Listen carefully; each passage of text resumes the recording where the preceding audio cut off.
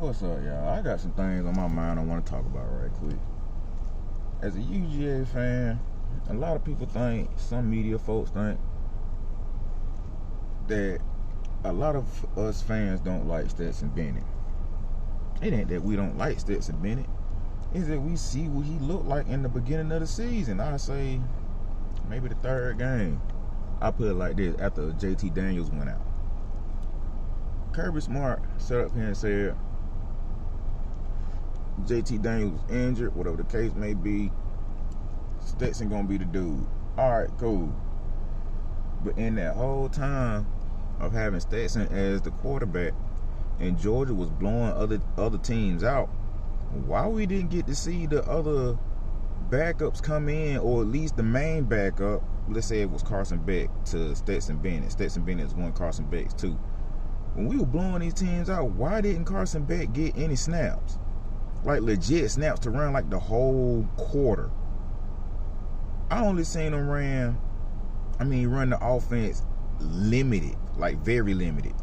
Hand the ball off, throw a couple passes, he's back out. Like, let the man get used to it, because he's going to have to. Stetson Bennett and JT Daniels, as we already see, is gone.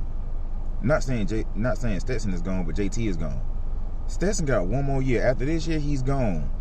Are they going to let these young guys come in and actually run the offense this season, so when next season show up, 2023, 2024 type area, they it's not a shell shock to them.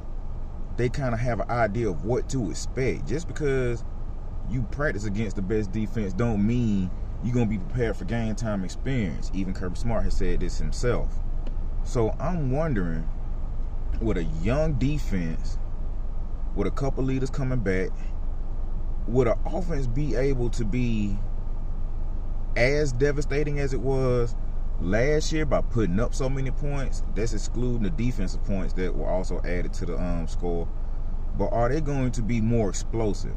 I'm not saying every single player has to be an explosive play like George Pickens did in the national championship game, or like Burton has done throughout the season, or even what Bowers has done throughout the season. I'm just wondering if the coaching staff is gonna be able to implement some things that the offense is going to do to where the defense don't have to look like we did against Alabama. Granted, the defense was coming off of being sick, and a lot of people don't know that or ignore that or whatever the case may be. So when a lot of these Bama fans be talking about, oh, we lost two of our best players in the national championship. That's true.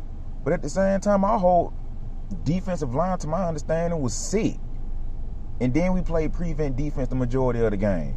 So yeah, y'all had a good chance to beat us in the SEC championship. But when they was healthy, as we all seen during the Michigan game, they was not looking like that SEC championship team. They actually looked like what they was supposed to look like all season up until the national championship game. And people act like that wasn't a factor. If your player is sick or slightly injured, it plays a part. So don't try to come at Georgia fans with the so-called excuse of most of our players were hurt. Y'all wouldn't have won if they was in there.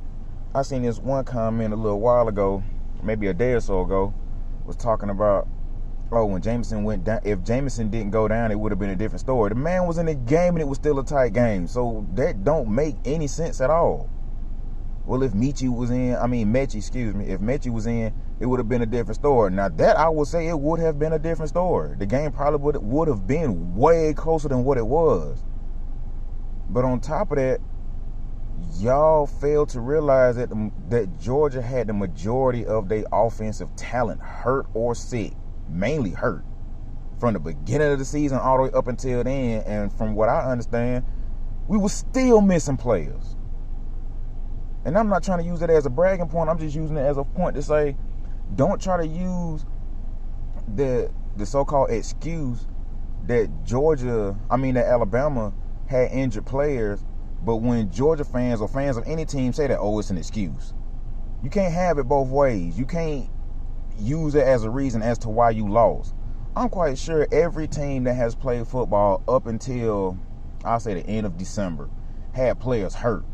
From the minor bowl games to the bigger bowl games, they had players hurt.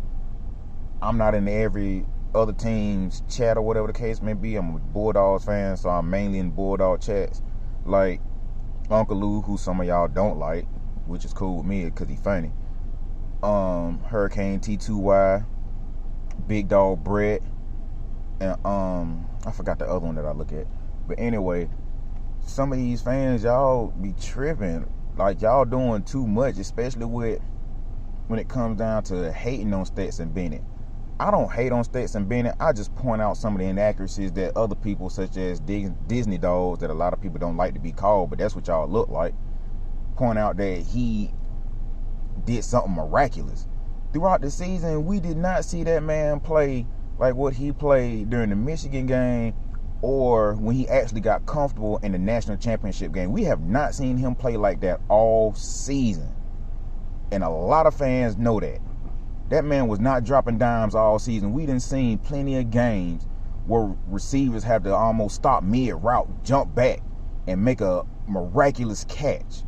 If it wasn't for George Pickens, which I'm going to point out, if it wasn't for George Pickens making a lot of those catches that Stetson threw, they would have either been intercepted or overthrown or underthrown. He overthrew a few times, to my understanding. So with that being said, some of y'all need to quit tripping on Stetson Bennett. The man, he's straight. He just needs some more work. And I don't know how much more work. He done been in college for like almost 6 years. And that's with the COVID regulations that let him let him stay there, which is okay, because it would be unfair to make them move on while certain conferences didn't even let their players play. So that's a good look in that aspect.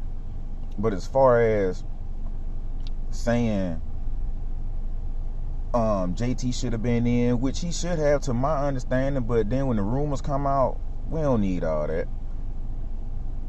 And my other opinion or gripe or whatever you want to call it is with BA. Me and BA had a little back and forth because he did answer one of my questions like a little while ago. I think it was right before the Michigan-Georgia game, where it was like I was talking about Stetson Bennett. He was getting kind of heated, which was kind of cool. I can understand that, because BA try to be a catch-22 type person or a devil's advocate. I wasn't going at Stetson Bennett in the aspect of the dude garbage.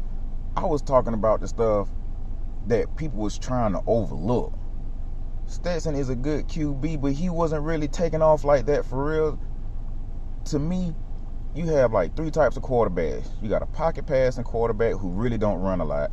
You got a scrambling quarterback who sees the pocket collapse, they take off, they get what they need, or they make a play out of it. Then you got a dual threat quarterback who can kill you with his feet and with his arm. Stetson, to me, is a scrambling quarterback. He's not much of a dual threat. And people talking like Stetson's out here outrunning people. I have not seen a game where Stetson literally outran a bunch of people. Like a Justin Fields type, Trevor Lawrence type, Baker Mayfield type. I'm forgetting some other good dual threat quarterbacks, but quarterbacks like that. And my other thing is, I'm going to make a lot of people mad, and I really don't care, is how people want to sit up here and clown Justin Fields compared to Jake Fromm. Oh, he's a coward because he left. Yes, this is a very old subject. This is a very old type of topic, but I want to talk about it. Justin Fields was a coward. Justin Fields left because of this, that, and the third. Okay, did y'all not realize what Justin Fields did his first year and his second year at Ohio State? The man lit it up. What did Jake Fromm do? A lot of y'all won't talk about that too much. Jake Fromm started to regress when the offense didn't have the threats like Sony Michel and Nick Chubb and the other wide receivers whose name blanks me at this moment. Jake Fromm was not looking that good. And we all know that. And that be part of the issue that a lot of us fans have with Kirby Smart. We got good receivers, maybe not the best because of their knowledge of the game as far as being like coming from high school into college.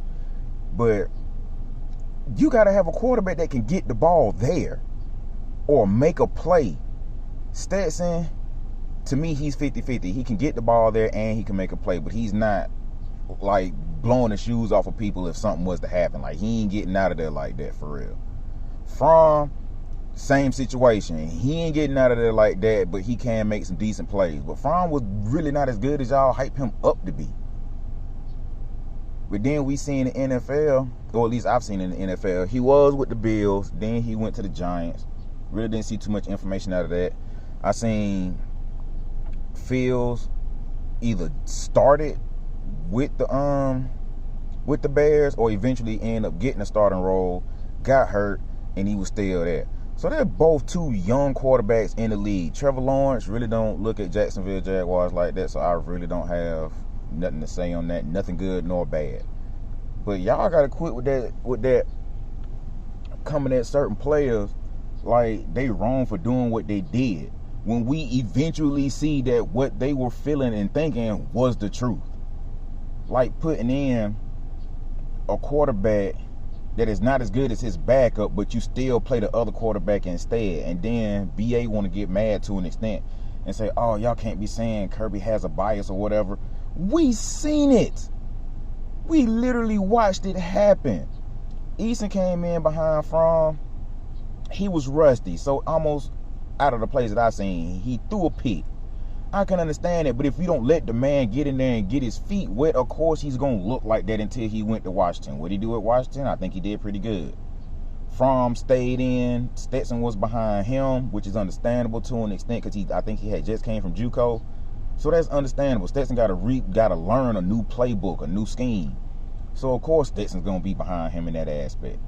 But when it comes to trying to say Fromm was better than Fields, okay, whatever. Y'all can have that. But I seriously doubt that Fromm was just that much better than Fields when it comes to actually running the offense and not handing the ball off every time you come in. Switch up the plays. Switch up the people in the plays. Let Fromm come in and hand the ball off 2 or 3 times and then let Fields actually run the offense for a year. You will see a dramatic difference. Don't act like that's not the case. Same situation with Stetson and whichever quarterback we get come in. Nothing wrong with handing the ball off to warm them up. I would prefer that to happen instead of having him come in throwing 3, 4, 5 times off the rip. He got to get warmed up. Let him warm up and then start feeding him the plays as it goes on. Don't just yank him as soon as he make a mistake. He ain't going to learn that way. And we all know that. But other than that, I'm proud to be a Georgia fan. I'm glad we finally got this goddamn championship. And I might drop another video. Appreciate that. I'm done.